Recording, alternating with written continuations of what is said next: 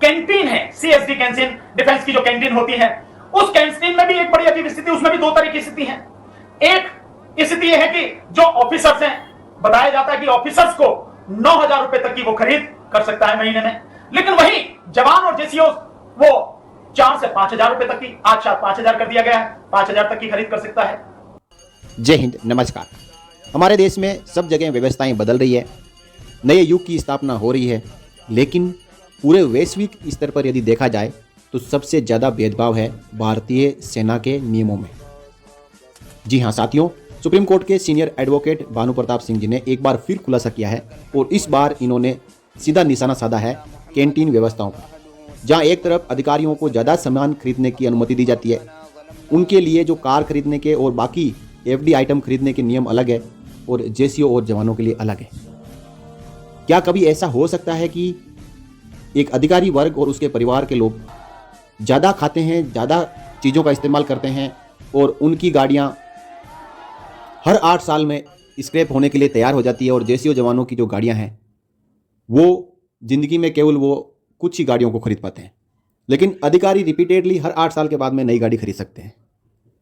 ऐसा नियम क्या किसी मोटर कंपनी ने जारी किया है या फिर ये मनगढ़ंत अपने नियम है, लेकिन इनकी वजह से भारतीय सेना में भेदभाव बढ़ता जा रहा है। हम विदेशों में देखें तो चाहे जवान हो, चाहे जेसीओ हो या अधिकारी हो, उनके इक्विवेलेंट विदेशों में जो भी रैंक्स होती होगी सेनाओं में या बाहर नौकरशाही जो जितने भी संस्थाएं हैं उनमें, तो उनमें ऐसा कहीं नहीं है कि जो कम्युनिटी की चीज़ें हैं, जो कमोडिटी की चीज़ें हैं, जो अधिकार उनको लागू है, चाहे स्वास्थ्य का अधिकार हो, चिकित्सा का जो मेडिकल ट्रीटमेंट है, साथ ही साथ यदि जो उनको इंटाइटलमेंट्स है उनमें कहीं भेदभाव नहीं किया जा सकता है। और कहा तो ऐसा भी जाता है कि विदेशों में जिस प्रकार की नौकरी और हार्डशिप उतना ही ज़्यादा वेतन, यानी बंद कमरे में एसी रूम में बैठकर जो हुक्म चलाता है उसकी तनख्वाहें कम होती है और जो ग्राउंड में और फ्रंट लाइन पे नौकरी करता है उसकी तनख्वाहें और सुविधाएं ज़्यादा होती हैं। लेकिन हमारे देश में अभी भी जो अंग्रेज़ों के बनाए गए नियम हैं वही चल रहे हैं। उन नियमों में आर्मी एक्ट 1950 में या उससे पहले जो भी भारतीय सेना के नियम हैं उनमें कोई सुधार नहीं हो रहा है। चाहिए जिस प्रकार भारत के आईपीसी, सीआरपीसी और इसी के साथ साथ जो एविडेंस एक्ट बदल चुका है, उसी प्रकार सेना के regulation for the army, army act 1950, army rule, ये सब बदलने चाहिए, जिससे कि पूरी की पूरी देश में जो भारतीय सेना में व्यवस्था है वो पूरी परिवर्तित हो सके और जेसीओ और जवानों को भी अधिकारियों के बराबर सम्मान का अधिकार मिल सके। अब आप सीनियर एडवोकेट भानु प्रताप सिंह जी द्वारा कही की बातों को सुने, उनकी बातों में बहुत ही गहराई है और इस वीडियो को आप सरकार तक पहुंचाएं। मतलब जो खाने पीने का या नहाने धोने का, पहनने वगैरह का जो सामान खरीदते हैं, मतलब ऑफिसर्स के रैंक में, और इसमें अगर इसको उतना ही कर दिया जाए कि जितना ऑफिसर्स खरीदते हैं उतने का सामान ही जवान भी खरीद सकता है, तो इसमें क्या दिक्कत है? हाँ, अगर जो व्यक्ति खरीदेगा, भाई कोई भी व्यक्ति है अपनी हैसियत के हिसाब से, अपनी कैपेसिटी के हिसाब से, अपनी जो क्षमता है उसके हिसाब से तो खरीदेगा, उससे ज्यादा तो नहीं खरीदेगा। अगर वो माना 4,000 रुपए का या 3,000 रुपए का महीने में खर्च कर सकता है अपने खाने पीने या उस सामान पे जो कैंटीन से खरीदा जा सकता है, तो उतना ही खरीदेगा। अगर कोई ज्यादा कर सकता है तो उतना खरीदेगा। तो क्यों ना इसको भी बराबर कर दिया जाए, इसमें क्या दिक्कत है? इसमें भी इतना बड़ा अंतर क्यों है? एक बात। दूसरी बात, एक बड़ी जबरदस्त बात है जिसके विषय में मैं समझता हूं, उसको समझना बहुत जरूरी है कि एक जवान, जिस लेवल तक एक जवान अपनी सर्विस में रहते हुए एक गाड़ी खरीद सकता है और सर्विस से रिटायर होने के बाद जब वो पेंशन आता है तो वो पेंशन के बाद भी केवल एक गाड़ी खरीद सकता है, केवल एक। वहीं पर जो अधिकारी हैं, ऑफिसर्स हैं, वो उनको गाड़ी हर 4 साल में खरीदने का उनको अधिकार है।